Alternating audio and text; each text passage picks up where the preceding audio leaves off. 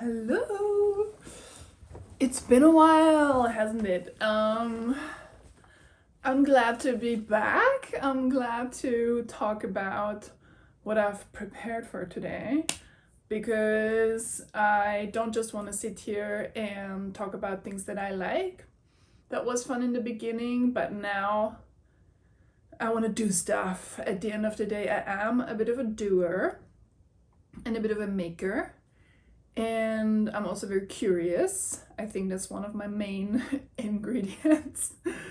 And I recorded a whole time lapse of a mood board that I made. And the reason why I make these mood boards is also because some of the products that I made, for example, those Intarsia pillows that are really pretty, but sometimes I do ask myself, because those are like very like minuscule collection pieces, I do ask myself in what kind of interior should they live. So I'm watching my time lapse at the same time. And oh boy, was I struggling. It took me such a long time to find my stride with this mood board because I didn't really know which direction to go. And now in hindsight, I think I will make another video with a very serene, creamy interior because I think that could also look really good. And I do tend to use colors because I don't really do that kind of stuff in real life, so I just want to like try it out, then I gravitate towards color. But then the question for me was really like, okay, but in what kind of interior do they live? And so I tried to draw the colors from the pillows, and that was very, very tough.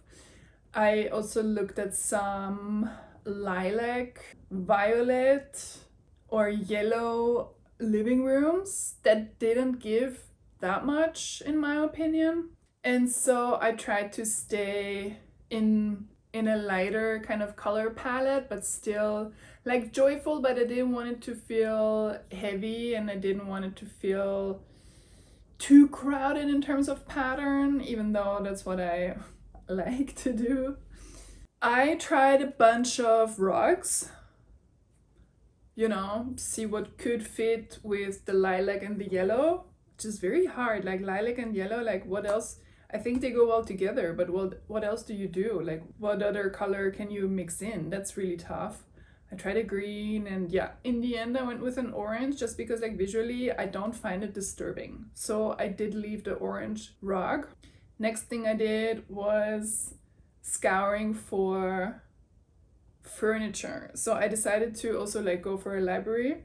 Most of the stuff I just found on Artemis and First Dibs. Those were my main resources.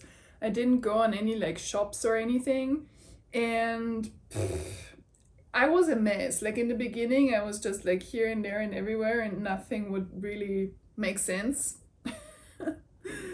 And I just said to myself, you know what, like anything you find and anything you think could look interesting, just copy and paste, and then we'll see afterwards what it looks like. And I found a really nice library because I did want to focus also on natural materials and this kind of mix of materials. And maybe I wanted to stay a bit conservative. Like maybe that can be said. Maybe I wanted to be a bit conservative, a bit Nordic, lots of wood, and stay away, besides the rug of course, from the decorative aspect and the patterns, to also kind of like let my pillows shine a bit. They are small, so they don't, but it was interesting to build a living room around a set of pillows. And sometimes I like just, tiny fun things. So I found this little flower mirror that's pretty cute. I found many little cute mirrors, but nothing would fit. Once you find something, you're like, oh, that looks cool, paste it into your mood board, and like 9 times out of 10 you're just like, doesn't work, looks shitty. Oh, and the chandelier. Yes, I really needed to find a chandelier or like some lighting, and I was surprised that there is so many lilac chandeliers out there. Oh my god, that one. The one that looks like a coral reef. That was bad. So bad. I immediately knew. So I wanted to find a classy one, you know? And now that I look at it, I think this looks very much, this could be a Swedish apartment. This could be a Swedish living room. I think this could live in the Scandinavian countries. Oh my god, yeah, the mirrors. I tried lilac mirrors, didn't work. I tried yellow mirrors, didn't work. Too much lilac and yellow. This is why now I'm thinking like I want to make this all over again with just very like creamy, serene, very calm. And then it's really just the pillows that kind of make a statement. I really did want that green, didn't I? I just couldn't let it go. I was like, some green has to come in. I really like the half moon shape or the very round but like L shape of the sofa.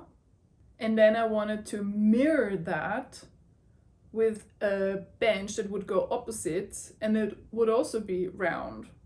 So you would then have a conversation pit. And I think because the seats of the other bench, they're pistachio green, it's not that disturbing. The pistachio green has a lot of yellow and there is not too much fabric. Yeah, I couldn't turn it around. Of the perspective, I couldn't turn it around. Oh yes, side tables. Yes. That was hard as well. Finding side tables. Oh yeah, okay. I'm going for aubergine.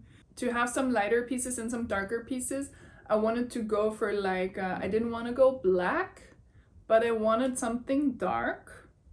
Just, you know, just like a tiny little bit of like here and there something dark. So I went for a very dark aubergine side table. And I swapped out this little poof, this little ottoman for a lighter color, or for a color like this aqua color that is light but it's not white. I feel you should never really do black and white. Those are too harsh. Oh my god, the coffee table. That was hard. But I knew it would need to... I tried... What's that? A boat? A canoe?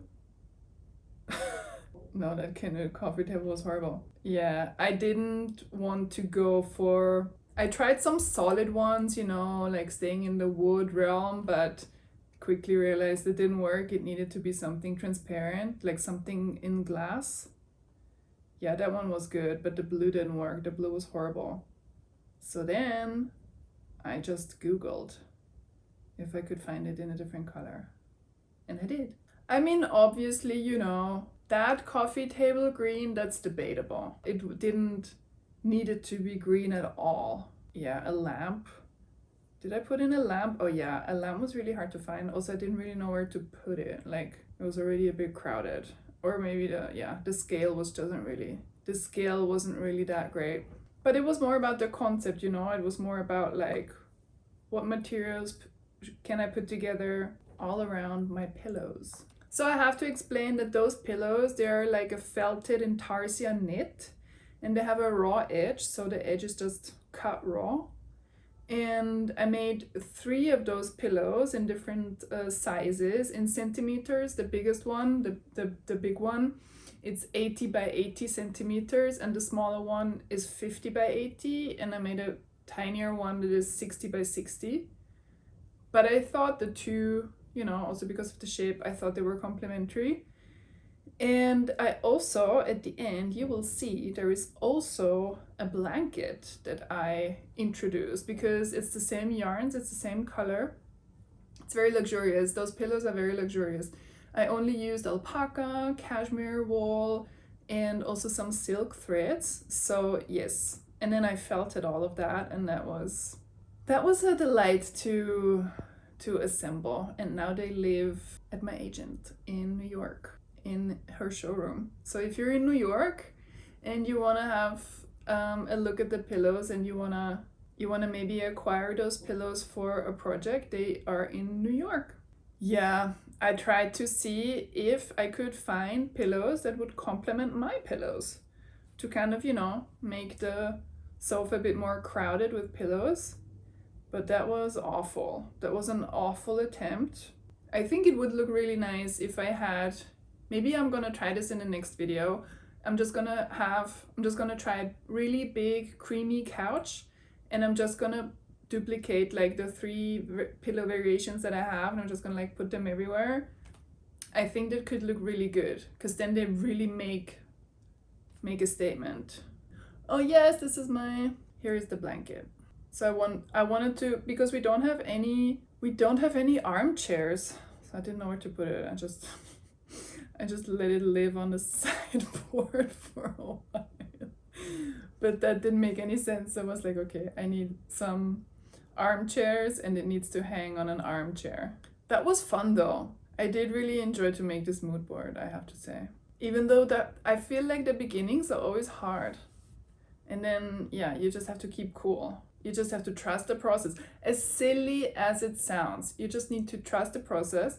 You just need to select whatever you like, and you just need to copy and paste it in. And you will see immediately if it's ugly or no.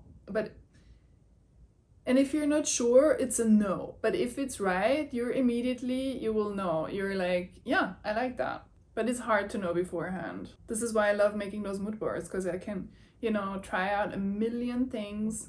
Oh yeah, that's a good armchair. I found a good one. The black legs are not my favorite, but I don't know why. So much furniture, they always do black legs. Also, black is not pretty. Black is... Also, it gets dusty really easily.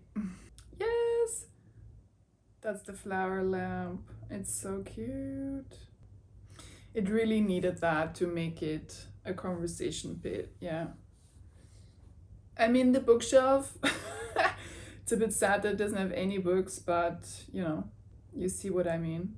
Oh yeah, and I think I got rid of the green. Yeah, I got rid of the other green thing. It was just a bit heavy. The green was a bit too much. I really did feel like I restrained myself with this one. I feel like I didn't put too much overwhelming color combinations. I'm into this. Oh, the paint, yeah. I didn't like the white background, so I was looking for a paint color. That's a French brand. I think it's called Meriguet Carrère. Never tried it. I just know their name. So many different shades. There is this really good YouTube channel from Farrah and Ball, and they visit apartments, and then they also visit the apartments with one of their color experts. And those people, wow, they really know what they're doing. That's an art form, in my opinion. To know which shades of white or which shades of, I don't know, this like taupey green, and then sometimes they mix 2 or 3 different shades in like one large room, and you wouldn't even like notice at first glance, but I find this really an art form. Yeah, so I just copied I had no clue what I was looking for. I was just like, let's try some earthy shapes and see what gives. What did I end up with? Oh no, the yellow was horrible. It looks like vomit. I think I went with like a neutral brownish, very light brown.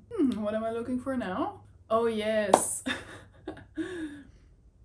I really needed an art piece. Yeah. Because on the walls I had nothing, so I was like, okay, there is a tiny little mirror, but I felt like over the side table, over the console table, it really needed some sort of art piece. And I went on Artsy just to see if they had anything interesting, but like, oh my god, like you can browse forever on Artsy. Very intense to find something that's right. But especially for art, I think. Just take a picture of, your living room wall, put it in Photoshop, and then you can just like try the art pieces. How else would you pick your art? You can try it out immediately. Yeah, I just went with this piece just because of the colors and because of the very organic shapes. I thought that would fit in really well. A calm, serene, just a calm and serene environment. I also got rid of the vase. The vase disturbed me because it was black. I was like, no. And then I ran out of space and I thought, let's just make the room a little bigger. so I can fit my art piece. But then it looked so empty, so I was like, no, it's too empty. Isn't Photoshop cool? Also, I really like this AI feature. I mean, I didn't use it, I just automatically removed the background. Oh yes, and I found this really cool sculpture as well.